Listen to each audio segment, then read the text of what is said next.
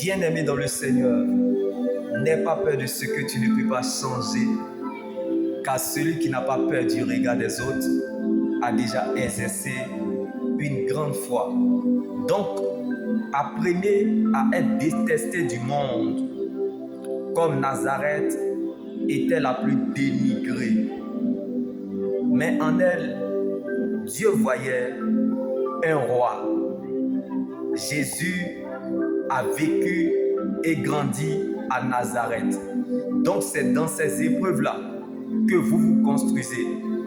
Là où vous n'êtes pas apprécié, là où vous êtes persécuté, là où vous êtes oppressé, vilipendé, c'est le meilleur endroit pour vous de vivre, afin de prendre des forces, d'être fort et de devenir plus fort, comme le Messie, qui n'avait ni beauté, ni éclat, ni splendeur pour attirer nos regards. Et son aspect n'avait rien pour nous plaire, mais il était venu pour sauver l'humanité. Jésus, Christ de Nazareth, est un refuge pour les nations. Donc tu peux commencer de nulle part et finir quelque part. Quand Dieu a une promesse sur toi, tu ne peux pas arrêter le message, car sa souveraineté te rattrapera. Donc tu ne deviendras pas autre chose que ce que Dieu a planifié, programmé, décidé. Comme Jésus était humilié, rejeté, abandonné de tous, oublié par les siens, condamné à la puissance civile. Pour eux, c'en était fini. Ils ont voulu qu'il finisse charpentier. Il n'est pas footballeur, mais il a marqué l'humanité. Ce qui est aujourd'hui peut changer demain. Même si le temps est contre toi, tu es plus grand que ton aujourd'hui. Alors, ne te laisse pas impressionner par les hommes, par la réalité de ce que tu vis aujourd'hui.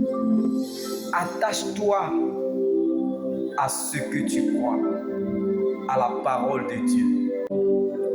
Si tu marches avec Dieu et ce qu'on doit te dire, ça doit toujours te plaire, c'est que tu ne marches pas avec Dieu. Si vous êtes apprécié du monde, c'est que vous n'êtes pas de Dieu, car la recherche de l'approbation des hommes peut vous détourner de la voie de Dieu. Car nous ne marchons pas par la vue, mais nous marchons par la foi, en se laissant influencer par Dieu, en marchant par révélation. Nous ne sommes pas de ceux qui se retirent pour se perdre, mais de ceux qui gardent la foi pour sauver leur âme. Alors, bien-aimé, ne regarde pas à ce que tu vois aujourd'hui, mais regarde plutôt à ce qu'il t'a dit. La gloire qui attire le regard des hommes vers Dieu, comme Dieu a choisi David. Quand on peut, on provoque, car l'avenir d'une église dépend de son intercession. Quand on fait un bon choix, on devient un intercesseur. Donc celui qui pense trop à sa vie ne vit plus pour Dieu. Et celui qui pense trop à son passé, quant à son avenir, deviendra aveugle. Même si le Seigneur n'est encore rien dit, mais je sais que tu dois garder ce qu'il t'a dit. Celui qui n'a pas peur du regard des autres a déjà exercé une grande foi. Donc, apprends à apprécier, à être détesté. C'est ce qui donnera le goût à la sauce de ta destinée. Si tu es apprécié du monde, c'est que tu ne vis plus pour Dieu, tu n'es pas de Dieu, car la recherche de l'approbation des hommes peut vous détourner de la voie de Dieu.